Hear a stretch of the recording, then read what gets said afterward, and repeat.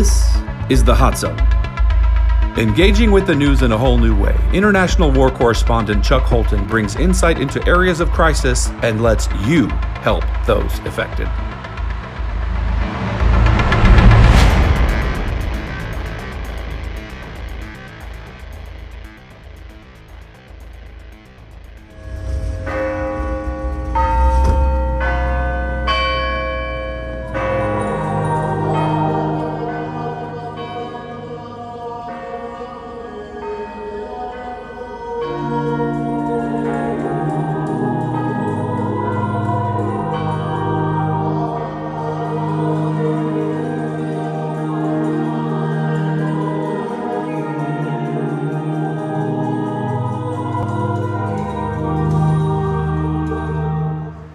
Armenia is still technically under a mask mandate, although you can see here on the street, in actual practice, very few people are wearing masks. Everything here is wide open. And the interesting thing about that is their numbers, COVID-wise, are about the same or better than many countries that have had much stricter rules in place. The question about that is why?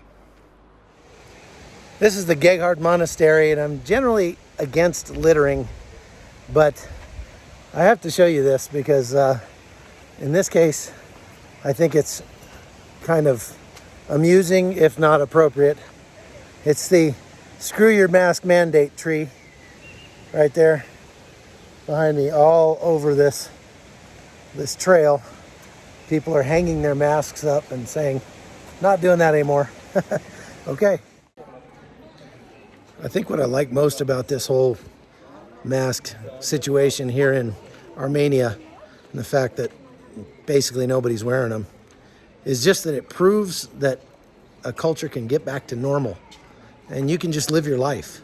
And are there people that are still getting COVID? Yes, there are people that are getting malaria. There are people that are getting the flu.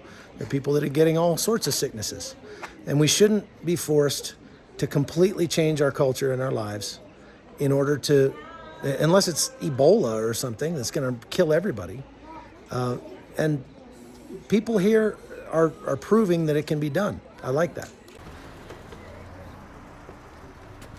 Hey, how much? How much? How much? One dirham? Okay, thank you. This is what they call social distancing.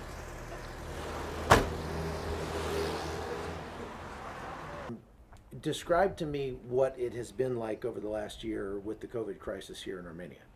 Say that I'm from the United States, and I'm really, really glad that I'm in Armenia, specifically during COVID time, for at least two reasons. One, they opened up the country for business almost right away. So we had a shutdown for about 2 months, and the government said that's enough. People are losing their jobs. They're not able to feed their families, and our economy's tanking. We need to get back to business.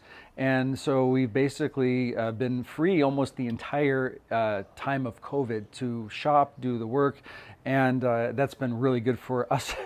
I feel in the States it's a very different subject, or Australia or Canada, things like that. So, right. What was the second thing? Oh, yeah. So, and because we don't have to wear masks. It's really nice that and people aren't dying in these mass numbers.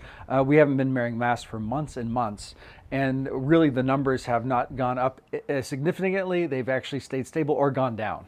Yeah, perfect. Yeah. So you haven't been back to the States? No, I haven't been to the States in quite some time, a year and a half. Okay. Yeah. What is the general attitude that people have toward the government telling them to do this or do that when it comes to COVID or whatever? Like culturally. Right. Well, people here, they kind of do what they want. And so there actually might be a mask mandate, but you wouldn't know it. So people are, they're like, I have to work. I have got things to do, and I can't have this mask on my face all day.